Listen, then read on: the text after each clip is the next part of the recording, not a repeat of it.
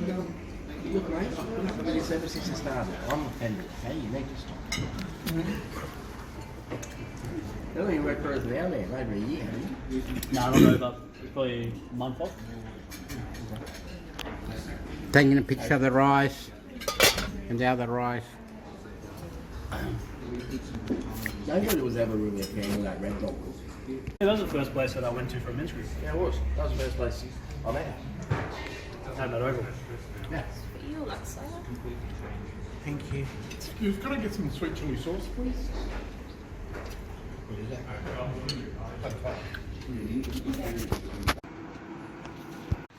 My house, a little bit messy, but this is my house.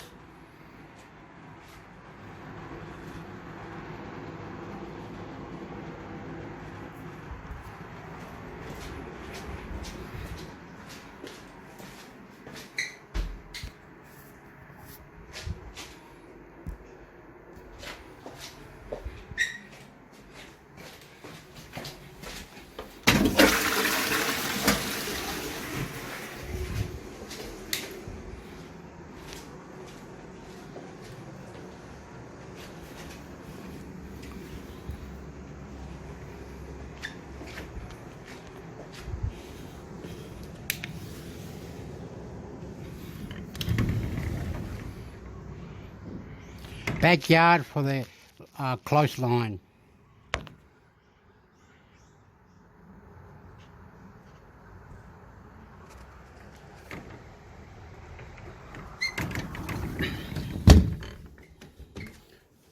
The pantry.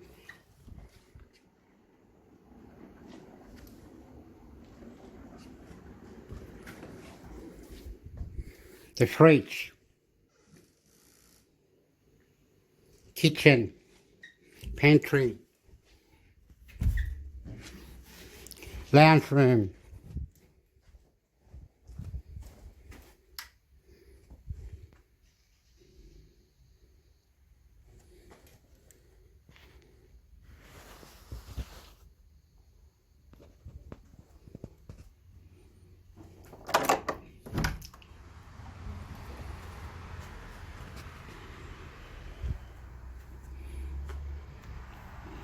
front door upstairs now. There was someone outside, so upstairs. This is stairs.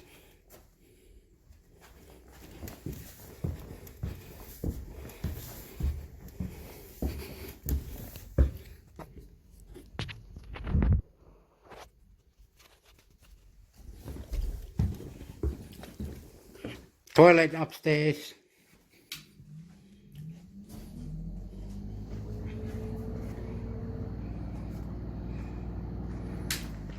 Bathroom.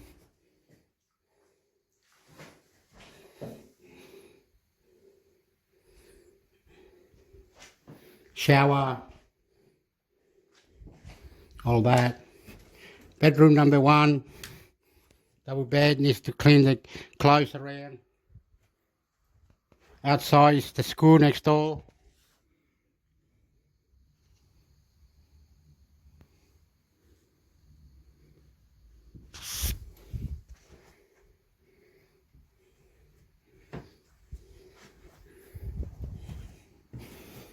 Bedroom number 2 now.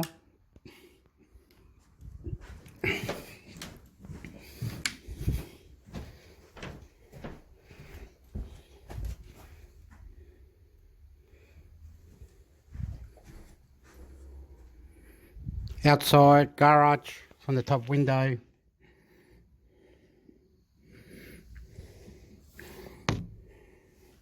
That's about it. I'm going downstairs now.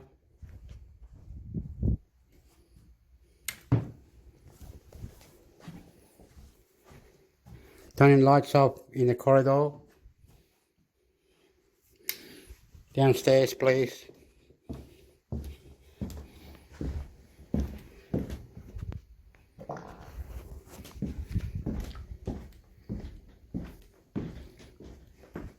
Outside.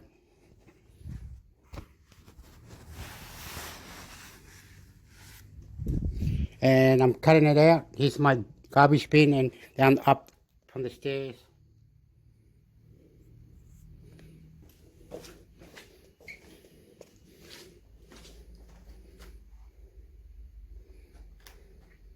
I love you. This was my house, my house, my house. Soy chileno, I'm Chilean. Soy chileno, I'm Chilean. Bravo, bravo, vivo, vivo. 1, 2, 1, 2, 3, 4. Love you. 2 peace. Move, shake your hand, shake your hand. Be active, be active. Don't fuck around. Love you. UK ambassador to Belarus and now a senior fellow at the International Institute of Strategic Studies. That's a foreign policy think tank. It's a striking about-face. The decision to cut off the grain supplies as part of a larger campaign of pressure that we've seen on other fronts, in particular the escalation of attacks against Ukrainian domestic infrastructure. But they've been forced to change their mind more than anything, it seems, as a consequence of Turkish unhappiness with this. The Turks clearly suffer from this. Turkey has become a more important economic partner since the war has begun and a key diplomatic interlocutor as a way of passing messages to the West, but also as potentially brokering agreements with the West. And this shows just how significant Turkey is and how little Russia can afford to lose its friendship. I see. So basically Erdogan is in a position to go to Russia and say, look, we can't manage these high grain prices. We need you to help with this if you want our continued support.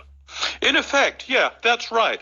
Putin, when he initially agreed to this, again, Turkish brokered deal back in July, thought that he could use it as a source of leverage, withdraw it at will and put pressure on Ukraine and the West. In fact, the tables have been turned, and it's Turkey that's been able to insist that Russia rapidly reverse this decision that Putin had made. Are there other concessions which you believe Erdogan could get out of Moscow?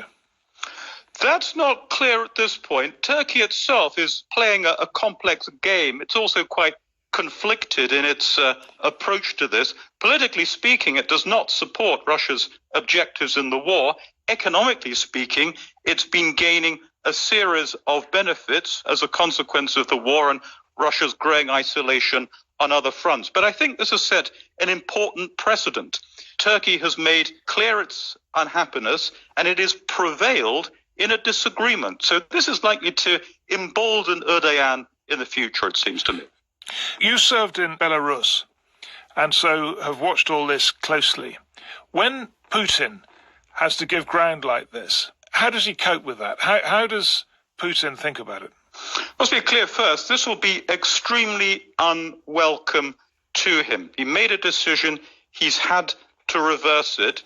It shows that he is responsive to pressures. So to that extent, there is rationality that governs his actions, the sensitivity to cost. He will be more careful, of course, in his future dealings with Turkey.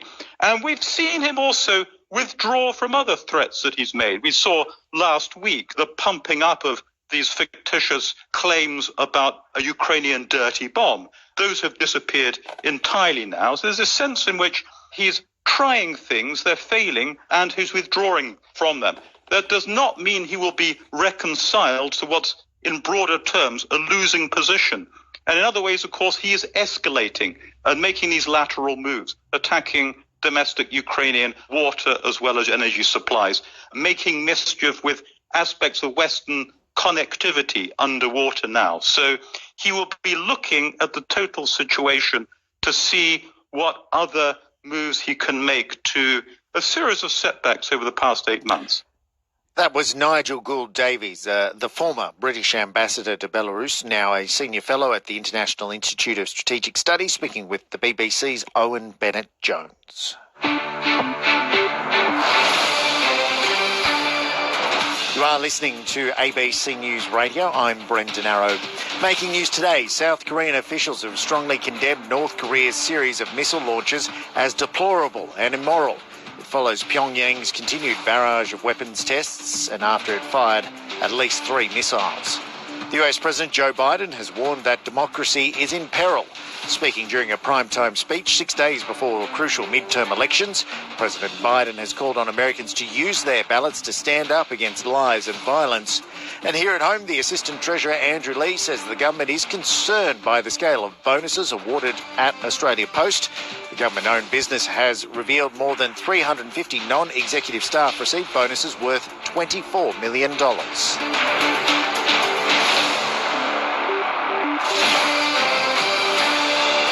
The Spirit of disappointment. That was the name national airline Qantas has been given by the consumer advocacy group Choice. Qantas has picked up one of this year's Shonky Awards over its controversial credit scheme, long call wait times and cancelled flights. We've all probably seen or even experienced these problems this year, and it seems every holiday period brings with it chaos at the airports. The CEO of Choice is Alan Kirkland. Well, the reason for giving Qantas this Shonky Award, and with that title, is that they fundamentally failed to deliver on what they promised to the Australian public and to their passengers. I mean, they claim to be one of the world's leading airlines, to be Australia's national carrier. They price their flights at a premium. They're commonly more expensive than other airlines, yet people aren't getting the customer service that should come with that higher price tag and those brand claims. Now, we have heard from Qantas, Alan, they say that the data used was out of date. What's your response to that?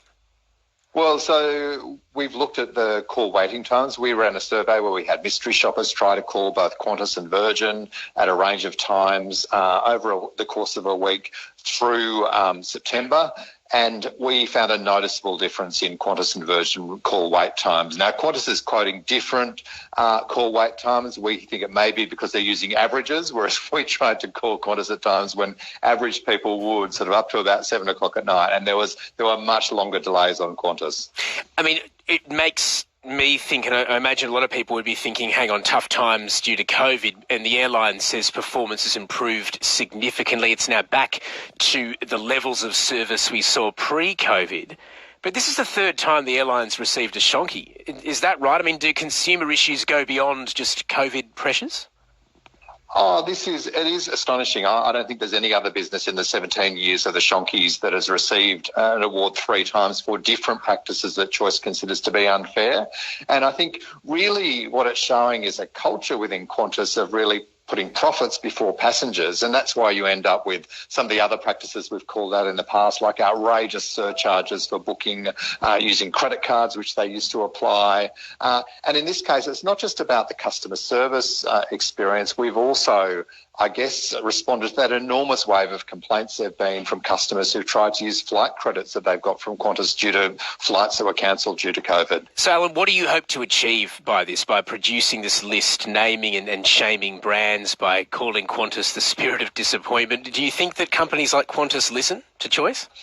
Well, they've responded today, which says they've certainly put their ears up and listened. And they've responded saying you got it wrong, though. They have. They're pretty defensive. Well, yeah, but it's interesting. They've only responded to some of our points. So, for example, they haven't. They've selectively not responded to the complaint from many customers about having to pay more for flights when they want to use a credit compared to other payment methods, which we consider to be unfair. They haven't responded to the fact the ACCC said it's investigating a number of Qantas's practices. And I guess that's one of the things we want to see come out of these awards. Partly we want to see regulators take action and take businesses to court, which has happened many times in response to the Shonky Awards.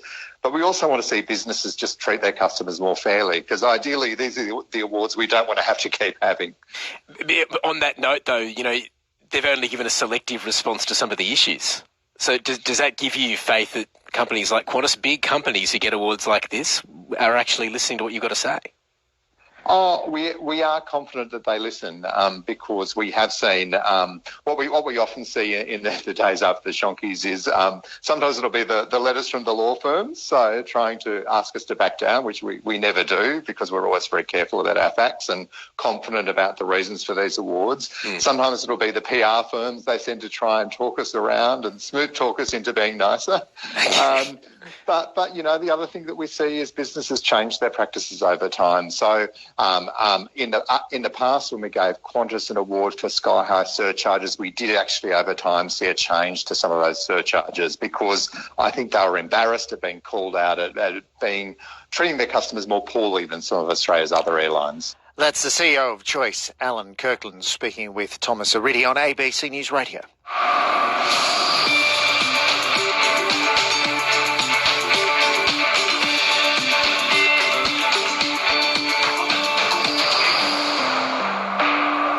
You are are listening to your All News Network, a sports update with Catherine Murphy, not too far away here. But first, human rights activist and former Socceroo Craig Foster has been named as New South Wales 2023 Australian of the Year. Speaking at a ceremony in Sydney last night, Mr Foster highlighted the role all volunteers make in helping to improve society. Mr Foster is well known for his advocacy roles, including helping Afghanistan's women's football team flee the Taliban. He says it's up to those who can do more to help. You know, there's a lot of people that need help, and, you know, I'm in a privileged position where I'm able to do that. I have the time, the energy, and you know, in terms of media experience and so on, I guess the skills and the platform that sport has given me. So, you know, like many you see across sport now, we have a responsibility, so it's nice. How do you balance it up? I mean, the demands on someone like yourself now to represent a problem would be very high. Your own energy and the empathy that you can put out is only so much, right? Yeah, that's a good question. I mean, I'm speaking to you from in studio here, so I'm doing football this morning live. You know, doing the Champions League, and it's kind of the answer is it's kind of my happy space. You know, it's the game I love. I played since I was 4 years old, and I come in here and it's a little bit of respite from, you know, all of the need, and, you know, the people are being harmed, you know, not just here but all around the world. They're in touch every day. But, you know, as I said, you know, I've been given so many gifts, whether it's from the game or otherwise from broadcast, to be able to speak to the million-strong football community in Australia, or more broadly now, you know, many Australians. And that's what this, you know, New South Wales Australian of the Year will do. It'll allow me to lift up those marginalised voices even further, even higher. You know, provide them opportunities to speak and to let more Australians know about the way our multicultural communities are feeling about those who are experiencing racism, and, you know, try and continue to make an impact. Yeah. I had a couple of Australians of the Year on earlier this year, when around Australian of the Year time, and what I noticed was how often, and I referred to, I suppose, as the gadfly, you know, Rosie Batty is Australian of the Year. People who were pointing out our problems, we often then say, thanks for doing that, and make them Australian of the Year. Yeah, that's a really good point, actually. It says a lot about Australia that, you know, even those of us, I guess, who have to be in some way critical of where we're falling short, can still gain a lot of public support. I think it's a beautiful thing. You know, I always try and balance it, of course, with starting by saying, you know, when I go, whatever fora I go into, say, look, this is an extraordinary place and I would live nowhere else. But, you know, we're doing these things to these people and we can be better. And, you know, I think there's a real mood in the country, probably post-COVID. COVID might have had a real impact on that, where people are feeling more community-minded, they're feeling more connected to others. I hope so anyway. And look, we saw the vigils, you know, thousands of people all around the country last night. I'm sorry to the family. I couldn't be there for Cassius Turvey last night at the vigils with the function. But, you know, I think more people are speaking out on racism, more people are speaking out on inclusion and equity and gender equality and you know, and helping to shape society in a better way. But you know what? It's in many respects is an extraordinary place, Australia. Human rights activist, former Socceroo, and now the New South Wales 2023 Australian of the Year, Craig Foster, speaking with James Valentine on ABC Radio Sydney. Your news, your way. Life is busy and it can be hard to stay across everything that's happening. With the ABC News Stream, hear the day's top stories when it works for you. You'll get the most up-to-date information from across the ABC and can skip a story or pause the stream whenever you like. It's your news, your way. Find it on the ABC Listen app or ask your Alexa smart speaker to play ABC News. And right now on your All News Network, it's time for some sports news. Hello, Catherine Murphy. Hello to you, Brendan. Collingwood Football Club Chief Executive Mark Anderson has resigned from the AFL club and will step down later this month. Anderson came into the role in 2018 and oversaw a period involving the departures of former coach Nathan Buckley and former president Eddie Maguire. General Manager of Football Graham Wright will serve as interim CEO, with the Pies to announce his replacement in due course. course. Now to tennis, and Aussie Alex de Minaur has upset world number 3 Daniil Medvedev at the Paris Masters. De Minaur defeated the Russian 6-4 to 6-7-5 to advance to the round of 16, where he'll meet American Francis Tiafoe. The 23-year-old says he's proud to have beaten a top 5 player for the first time. I just tried to stay calm, and I knew it was going to be a battle. I just wanted to give it all and back myself when I needed to, and ended up going my way. Congratulations to Alex de Minaur, who is a massive rugby league fan. And on that note, the Australian men's coach Mal Meninga has selected both Nathan Cleary and fellow halfback Daly Cherry Evans in his 19-man squad for Saturday morning's World Cup quarter-final against Lebanon. The squad has been named in alphabetical order. Ben Hunt has been rested and is one of 7 changes to the squad that beat Italy in their final group game last weekend.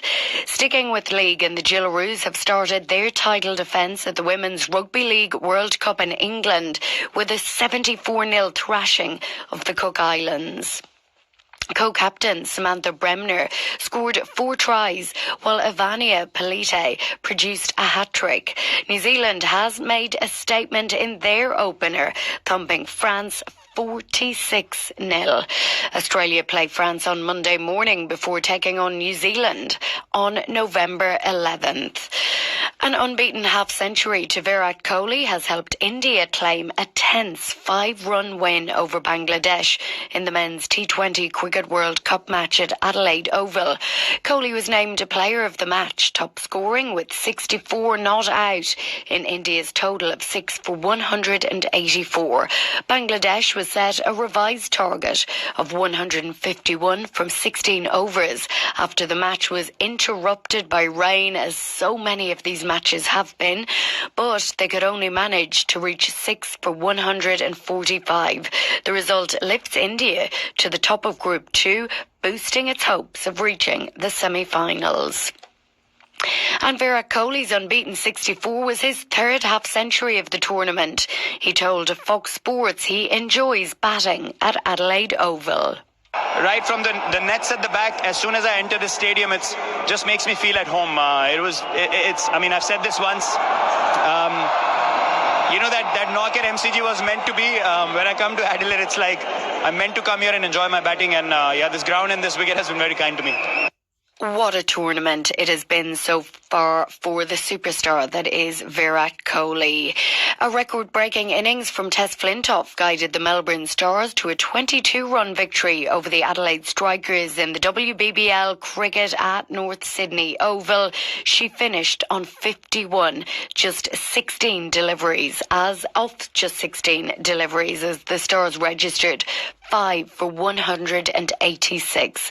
It was the fastest half-century in WBBL history, featuring 6 fours and 3 sixes. What a performance.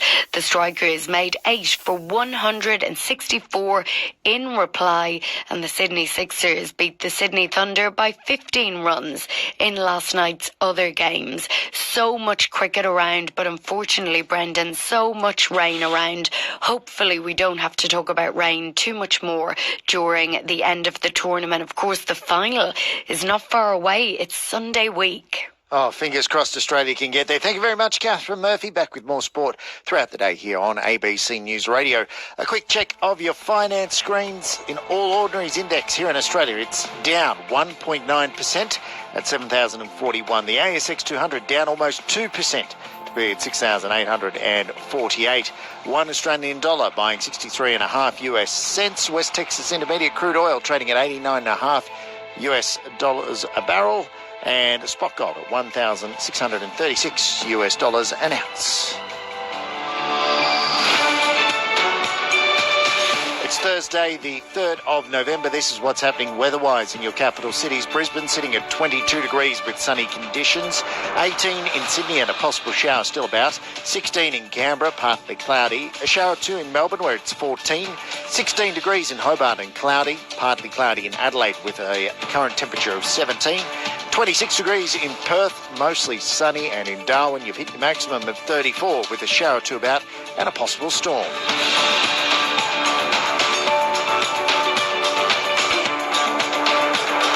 Stay with us here on ABC News Radio. Glenn Bartholomew and the Drive team coming up after the latest news. Australian Eastern Daylight Time, 2 o'clock, 1:30 in South Australia, 1 o'clock in Queensland, 12:30 in the Northern Territory, 11 a.m. in the West.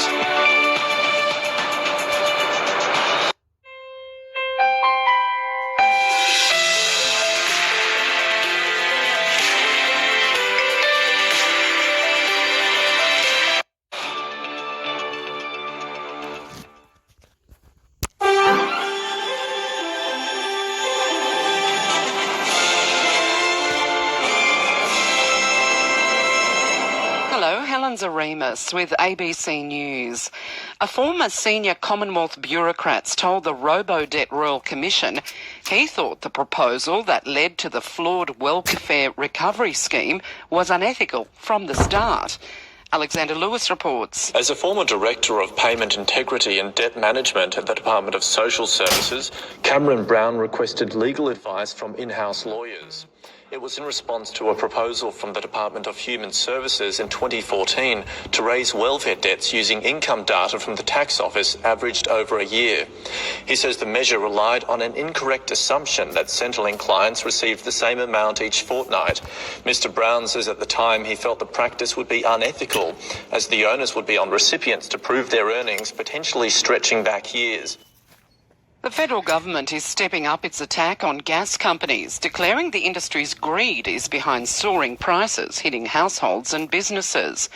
The government says spiralling gas prices have forced it to consider a range of ways to crack down on the industry, including a domestic price cap. Bruce Robertson from the Institute for Energy Economics says the current gas supply setup can't be allowed to continue. We have a situation in this country where one side of the country is looking at 2% electricity bill price increases, and the other side is looking at 50% electricity price rises. And yet these practices are just allowed to go ahead in broad daylight. Hillsong founder Brian Houston's taken aim at his church board in a rare online address made to coincide. Hey, What's up? we grilled down at Shell Harbour.